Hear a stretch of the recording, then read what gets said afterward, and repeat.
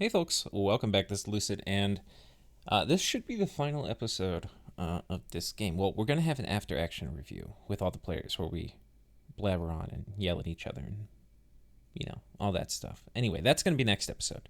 This episode, I win the game, motherfuckers. So, yeah, let's take a look at what happens. So, what's basically gone on in Diplo is everybody has recognized that I bypassed Satis's capital because I didn't feel like fighting like 100 shamans for one province. And I went on to the throne that I need to win, which is... but I haven't rushed towards it. I've been taking forts and stuff along the way, right? And I've been conquering Satis from the Lanka side too. Like, I'll show you. So, like, we've been conquering... where the hell is Satis? So we've left his capital because he's kind of hidey holed up in there. He says he's waiting to get master and slave, which it's not going to save you. But anyway, we're taking all this stuff, right? So if he wants to come out with master and slave shenanigans, we'll come out and kill him with Wind of Death or something. But anyway, he's hidey holing up in here. We have been taking his infrastructure and we've gone for the thrones. And people, anyway, recognize this. And so they were all chitter-chattering and they're going to make their attempts to stop me. So I wouldn't call this a rush. I would call this a throne push. And yeah, here we go. So in Sonoria, Femoria sends in a tart with some interesting repel tart gear.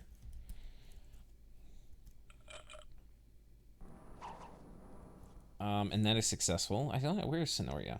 Yeah, so this is just a fort. This is actually a kind of weird location. I don't know if he's trying to cut off retreat routes or what.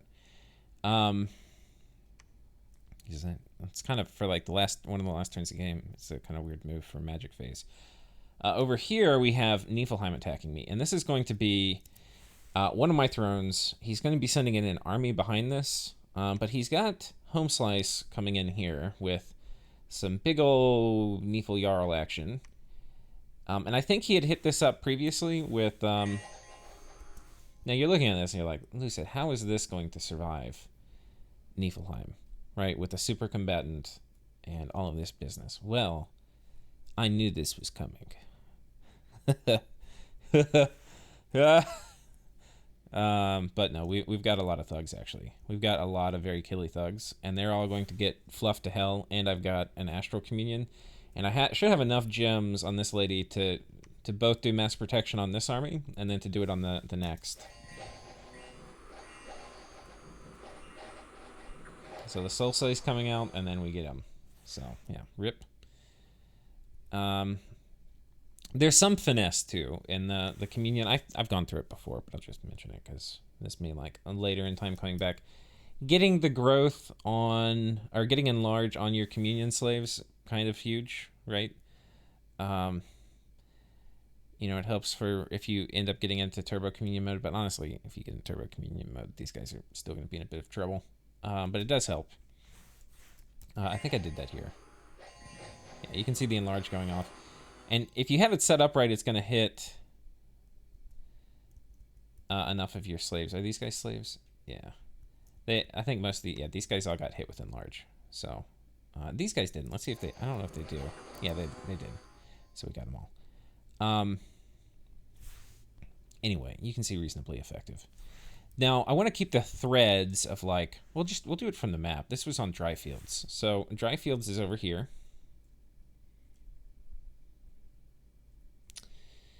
Sweet. Baby Jesus, help me. It was right here. Oh, wait, no, this is Kerpia. Where's Dry Fields? This is Dryfield. So that was the first attack. The second attack is the proper army coming in. Now, this is what he had at the time. Because remember, he's busy kind of sort of conquering Vanheim, too.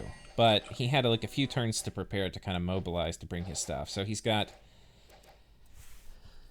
this is not like the pride of Niflheim. This is what he could get to this corner. I mean, this is probably one of the thrones closer to his capital. So this isn't exactly the Nifl... This isn't the Vanheim throne. Throne closer to Vanheim, but anyway, this is what he's got. You know, he went from being kind of like conquered by Vanheim to conquering Vanheim, and now he's having to block me from going for thrones. Now, we still did get mass protection off and mass regen off. So these guys actually are pretty thick. These Sauromatian cav are just solid. They're units. And then with mass protection and regen on them, they hold up pretty well. And so meanwhile, we're just hitting them with soul slays. My thugs have gotten all buffed up, and now they're coming running in. And you can see a few Nephil Jarls here. But the magic phase attack, I don't think he was really expecting to kill my stuff with the magic phase. I think it was actually more that he has MR gear. So he's got 24 MR. But I think it was more just like a gym baiting thing. But you can see we've actually caused a rout over here. And so we're actually not going to get to kill them. But the thugs are about to go hog wild. Oh, wait, these aren't even the thugs. Where are the thugs? Here are the thugs. Oh, I think one of them might have jumped in the back. We'll kind of watch it again. Looks like he's going to escape. But you can see these guys are actually ours. We got some enslaved mind off. So if we look at the final report for that battle, they lost everything. We didn't lose a single unit. In fact, we gained some Jotun hurlers, which would be very nice in a counteroffensive. So anyway, I would say that was a very clean defense. And this is one of the things, like if you have good national mages, it's very hard for people to attack entrenched positions because you just make it so they're not researching and they're defending, and then things like this happen. It's like, look at the mage support I brought versus his, and my tech level's higher, and I have more magic diversity with these guys. So, yeah. You know, again, this is not like the Pride of Niflheim, this is what he had, but still, he's attacking an entrenched position where I have a lot of mages, and I've been able to save up money to do not a huge PD dump, but a sizable one. And Sauromatia gets pretty good PD. So anyway, that was this throne. We're going to go look at the other Niflheim throne, which had a similar tactic. Magic phase combat to gym bait, so he's summoning some air elementals. Here, though, he's in less luck, because I've got King of Elemental Earth, who he's going to struggle to kill, I think, anyway, like any which way. But I think I have him scripted to buff up the army rather than... Yeah. I've also moved Delegnot, my homesick hero who I've accidentally killed many times, into kind of Fog Warriors this army up. So you can see we've got Fog Warriors. I can't remember how I have Army of Gold researched. I'm kind of coming back at this like a little left. I know we do mass protection. I forget what my Earth Dude cast. So he's got some Scrotty thugs that are coming in. He's got his Nephil Jarls coming in. Here I do not actually have quite as big of a communion. It's like some people back here. But I do have thugs with decent weapons. So like, you know, she's got an Elfbane. Do I have more thugs? Well, I mean, I've also got my dude with the Dusk Dagger. I don't know where the hell he is. Oh, here he is. He's up here. Right, so anyway, he will chop up some Nephil Jarls. Oh, but I've also got this guy spamming Drain Life, which, yeah, rip your regen. Yoink, yoink, yoink, yoink. Okay. So, through the power of magics, we are successful. This fight, we got life after death off, so we lost some dudes, but they turned into soulless mainly. And we lost a lot of our Oreopata. I mean, this was a reasonably big attack. He had like quite a few super combatants. Yeah, we also had darkness off, which helps us fight his melee dudes. But I mean, if you look at what we got a ton of stuff. I mean, this was like all this gear. This is like a huge haul. Totally worth losing whatever I lost just to get the items, much less killing his things. So anyway, that is the next throne defense. So you can see they're going after all my thrones to keep me from winning. Here we have Abyssia come in, and he also gym baits me, but in this case with horrors first. Unfortunately, they're not successful here. Then he has an assassin kill a Mound King, which is annoying. And then he sends in these guys. which is just a goon squad, and some poor mage that's managing to struggle by with Burden of Time up. He's got this guy, a corruptor. I think this must be a hero. Yeah, with thug gear on, that's pretty cool. What does he do? Solar Eclipse? I don't think you need to do that in the cave, buddy. Now, what do we have on our side? We've got... this looks like a thug extraordinaire. Yeah, we've got a thug who is reasonably fluffed up. Another thug who's reasonably fluffed up. Another thug who's reasonably fluffed up. And PD and this guy. So he is cast... Okay, I don't even know what he cast. I don't know if I have enough fire resistance. It's not looking like it so far. She's got 10, which is kind of enough for dealing with fire elementals, but not really. But she has magic weapons at least, so she can kind of chew through them. She's coming through and just murdering people. Like, look at her. She's doing so much work. Meanwhile, the front line's kind of holding up, and then these guys are dropping nether darts. I mean, this side just barely defends. The other things are like pretty clean defenses. This one against the Abyssia. And I'm not exactly sure why. I'd have to go back and rewatch it. I probably knew at the time. I could have given you a better TLDR of why this one was so close, like what I could have done better. But man, this is a nail-biting defense. I mean, he brought more than me, but I mean, nail-biting defense, guys. Lost most of my mages, lost a thug. Yeah. But we got some cool stuff back. A lot of this actually is mine, though, from my ladies. So we hold that throne. This is actually the hardest throne for us to hold. This one right here. And I think what I did last turn, too, is I turned off all recruitment to do my PD dumps. Right, so, which is a good thing to do if you're throne rushing, by the way. Throne pushing. I wasn't rushing. Over here, we didn't really get attacked. This throne was uncontested, right? Here, he sent in some druids, and we had our little anti-thug squads set up. The air elementals, I think, killed some of my dudes, but otherwise, yeah. Thing was, if he used them as thugs, I'm not sure. I think if he used them as thugs, I think I probably would have killed him with my mages, but he would have killed the PD, but he used them as air elemental spammers, so my PD killed him. But anyway, the air elementals killed my mages, those bastards. He sends a huge army in. This is going to be a more committed push to, like, if, let's say, one of the other players gets one of my thrones, this will be his way of coming back and either going for a throne victory himself or just permanently wresting thrones from me. And so this is the pride of Femoria. But you can see the mage support here is pretty lacking. Pretty lacking indeed. I mean, he's got...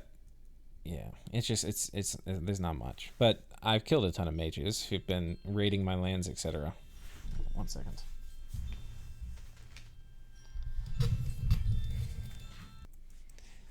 Yeah. Anyway, that's because we killed a bunch of his mages. He does have his Pretender God, who's set up to do some fire shenanigans. I'm not actually sure what that is. We'll find out. But yeah, just a ton of sacreds, too. So I'm assuming he's going to do Divine Blessing of some kind. There goes Fog Warriors. Mass Protection. Or Mass Regen. No, Mass Protection. Yeah. Now, on our side... we have a pretty sizable defense here. We've got, first of all, a lot of PD, and then a pretty strong Mage Ball. And we have gotten off Mass Regen. We have, I think, some people spamming out Wrath of Ancestors, which is decent. We've got Relief going up on our side, which is good, especially if he doesn't have Relief on his side. The normal kind of Enslaved Mind spam. I think we also have a Thug or two. Yeah, here's a Thug. Here's the Wrath of Ancestors coming out. Here's some of my Sacreds. Here, I think this is PD out in the front. But, yeah, we also have Mass Protection off. And we also have... I'm not sure if we got Fog Warriors off. I think this fort I did not have Fog Warriors. So, anyway, here we go.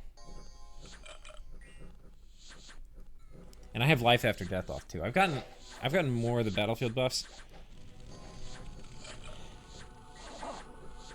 he's doing Flame Eruption. It's pretty potent. Now, one of the things, even though he has this huge numbers advantage, because he's on attack closest, they're all kind of clumping up the front. If they were attack rear, these guys probably would run back here and start at least engaging. And doing Rigor Mortis here is really going to take a lot of the wind out of his sails, because like these guys are going to get fatigued out. They're already like pretty high fatigue. One thing I should have probably done but didn't was Darkness. Anyway. Okay, he's making a lot of fire elementals, which will be pretty good with Rigor Mortis up because they're immune to that. Anyway, what's basically happening here, I've got my thugs who are chewing... Wait, where's my thugs? So we're stealing some of them, so that's happening. We've got... What do I have? Where are my thugaroos? Okay, we've got one thug up here, slowly chopping her way through dudes. Oh, these are thugs. Yeah, more thugs up here chopping their way through dudes. And yeah, I mean, if you look at it, these guys actually have they do 27 damage, but we have pretty high protection, 21. So they're not doing a ton of damage, and we have done Skeletal Legion. So it gets cut in half with, you know, and that was intentional. I mean, we knew they were going to be bringing a lot of piercing weapons. So anyway, yeah. And I think my communion's reasonably balanced. Like, let's take a look at my slaves, see how they are holding up.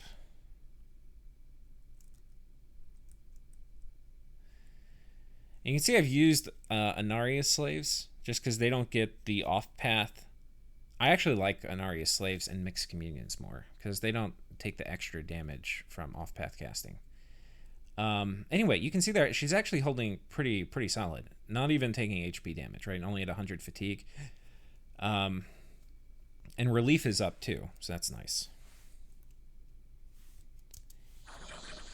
These communions are much more about getting the buffs up than they are about like dropping a ton of soul slays or something. And you can see, you know, despite that, we have a pretty huge amount of Skelly Spam coming out. A lot of that is from like this Lich, who's got full... one Lich with a lot of reinvigoration can make a lot of skeletons, my friends. So with the fatigue play, and then now my side filling up with skeletons, these guys are all fatigued out, and that is basically how this battle is going to go. Cheese for the win.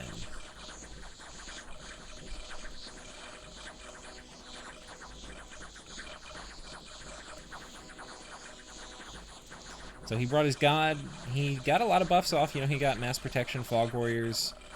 Got a lot of things. Not enough. If we look at the final battle report for this, it is a massacre. I gained 35 units. It's one of those things, like, you're watching it, you're like, oh, Lucid won soundly. But you're not like, oh, he literally lost nothing and gained 35 sacreds. I mean, look at that shit. That's crazy. Anyway. Pretty solid defense here, I would say. Yeah, and then we've got this throne battle here, which there's basically nothing for. So, I think we actually called the game here. I've got the score graphs up, but everybody has completely exhausted themselves attacking me. I mean, there's nothing left, and the only one that was kind of close was Abyssia, and so I have a lot of money. I mean, I would do like this turn, and then I have mages nearby that could come help kind of reinforce. But I mean, he doesn't. I mean, he's spent now too, right? Like, he doesn't have any more troops. He might be able to muster a few more mages, but his mages have been dying like crazy from Burden of Time. So, yeah, he's kind of spent trying. I mean, what is he? He has here 2 Anointed of Rao, so he could come in and do like fire elementals, right? But that's it. So yeah, we call the game here.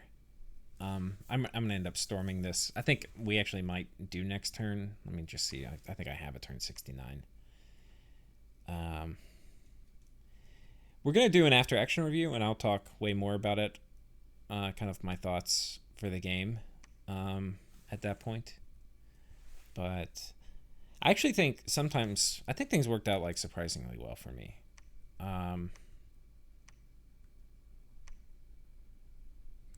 Oh, this turn we just did some funny shenanigans where we picked a province and everybody sent their super combatants for like an impromptu arena battle.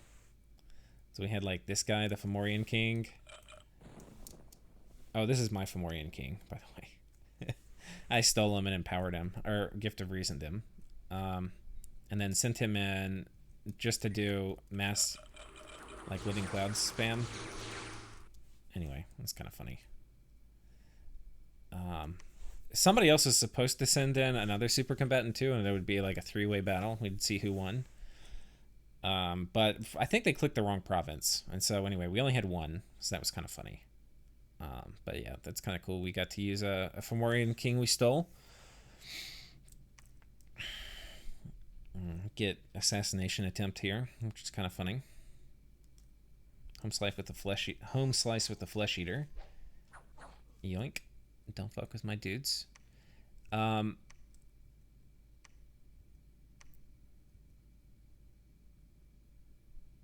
Looks like we had another battle here. Somebody coming up to with a white mage. Okay, yeah, this was the second battle. I think she has enough shock resistance. I don't think we can kill her with air elementals. Yeah, shock resistance 12 is completely immune. So I think this guy dies here. Oh, I think we had enough air chimps. We kept summoning them and they can't kill him fast enough, so the battle probably timed out. Anyway.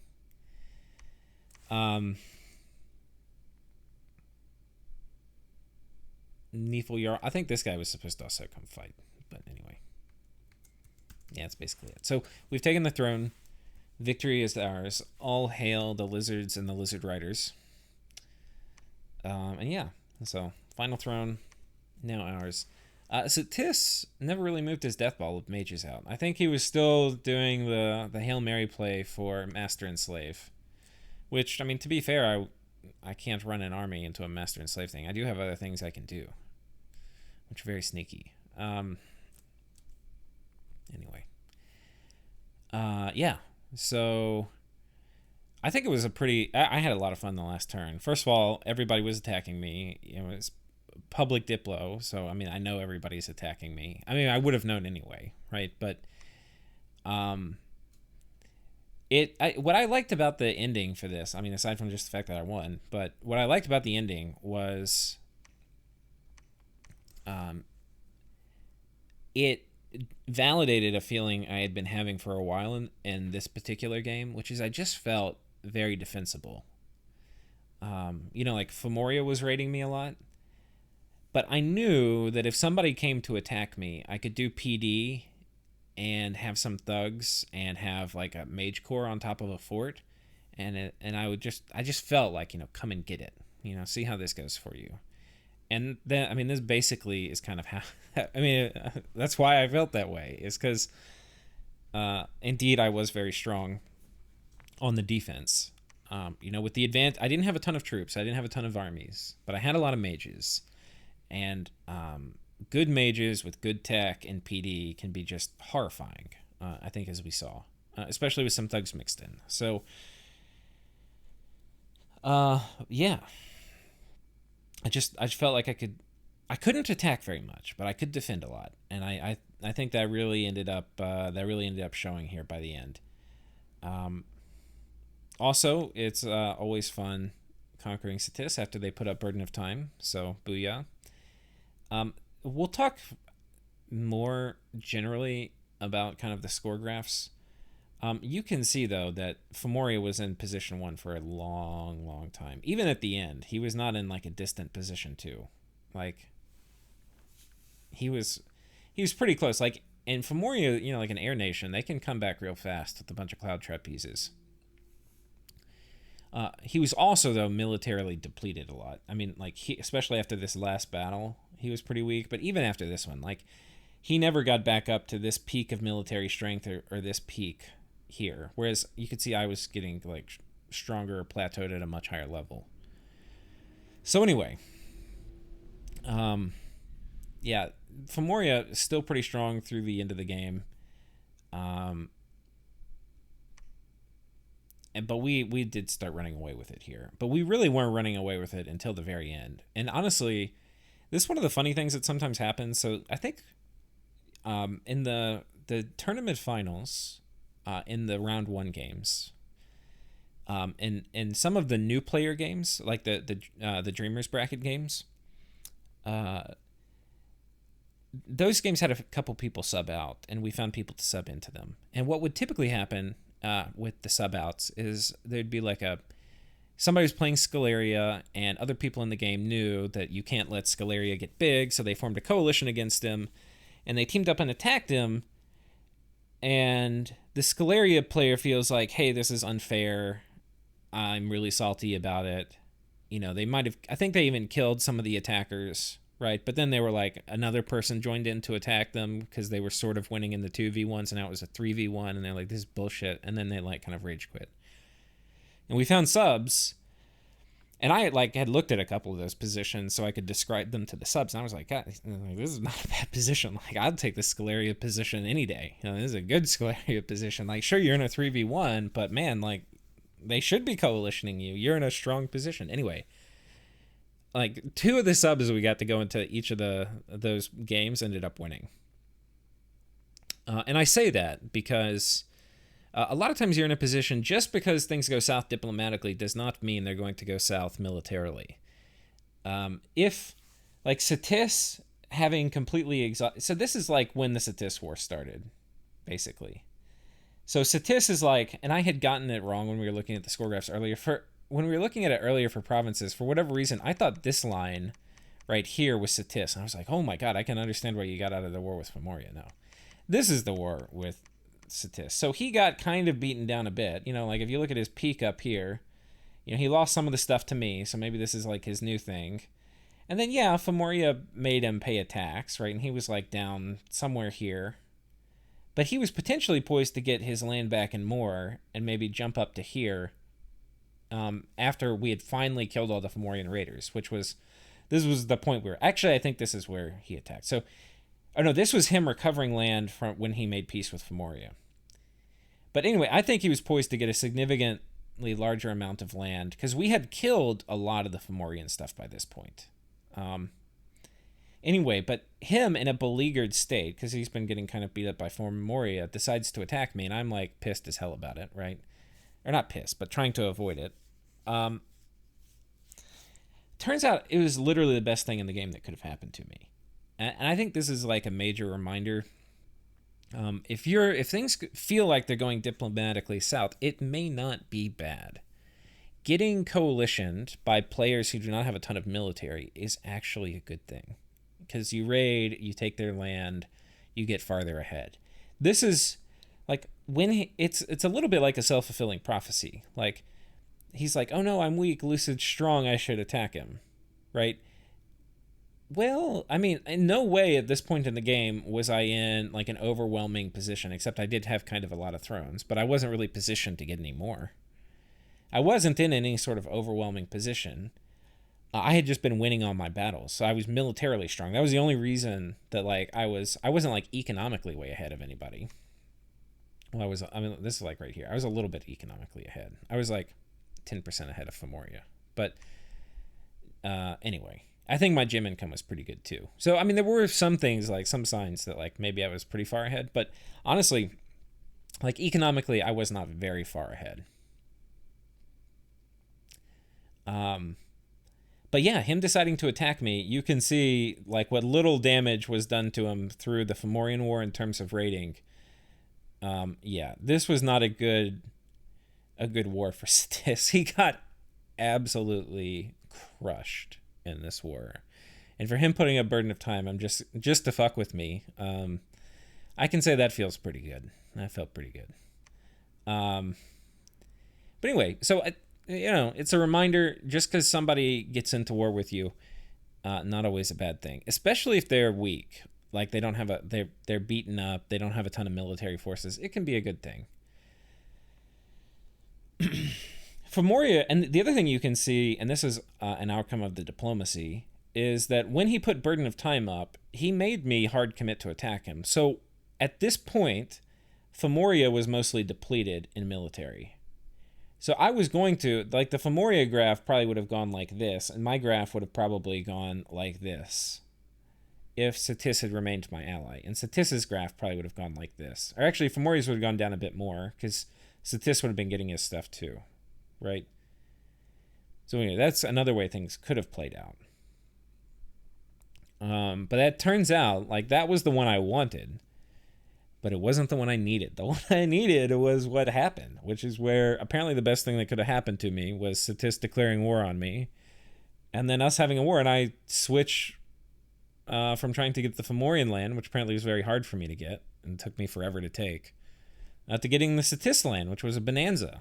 I attacked from the east and from the west. I went in through Lanka, where he didn't have a lot of mages, and then I went in through the Satis area, where he had a lot of mages, but they were still busy trying to finish some tech.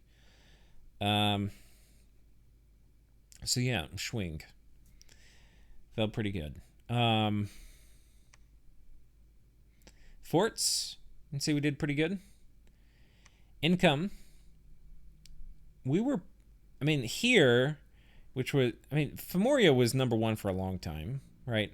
I stuck my head up to be number one, like, for the briefest of moments in income right here. But really, like, the last 15 turns, I've kind of been number one in income. But for a lot of that, not by much. Really only for, like, the last 8 turns have I been, like, the real clear income leader, which is not a long time. Like, 8 turns in a game is not very long. Gym income is one area where I did really just... This is one area where I just was off the charts. And really more later as I stole... Because, like, I stole Well of Misery, so he couldn't control... Oh, wait, didn't I steal Well of Misery? I thought I did. Maybe I didn't. Maybe I just took land? Okay, never mind. Cancel that. Yeah. But I guess this was Earthblood Deepwell? I'm not even sure. God, this is so many gems. I guess a lot of this just from taking lands. Holy shit. So anyway, gem income. Research. We actually ended up falling off in research as Satis overtook us at the end. But we had... I think this is important to think about too. Like, there's no tech victory in Dominions. From, some mod nations there kind of are. But in general, there's no tech victory in Dominions. Like, your research serves a purpose. And I had enough research, right? And then my mages were out fighting. And it turned out to be a good call. So anyway. Statistics going for the tech victory. But they actually had... they had something specific they were targeting, which I think they finally got by the end, which was Master and Slave. But, there's so many things. It's hard to... Master and Slave is a great tool to have in your tool belt. And I've definitely used it to win games. But if it's the tool, you don't want to rely on it, because there's a lot of ways to, like, mess with it. Like, I could have a golem and gym bait the shit out of you every single time you want to move that army around. And Master and Slave is expensive, and it's very, very vulnerable to gym baits. So, anyway, there's... And then if I gym bait you and you don't put enough gems on it or don't have it... Like, ideally, one Master and Slave is not going to do anything. You need to do it a lot. And then you're going to be very vulnerable to gym baits. So, anyway, it's very hard to use it reliably all the time, especially going on the offensive. So I don't think it would have saved him. But, anyway. That's my thinking on that. Yeah, army size...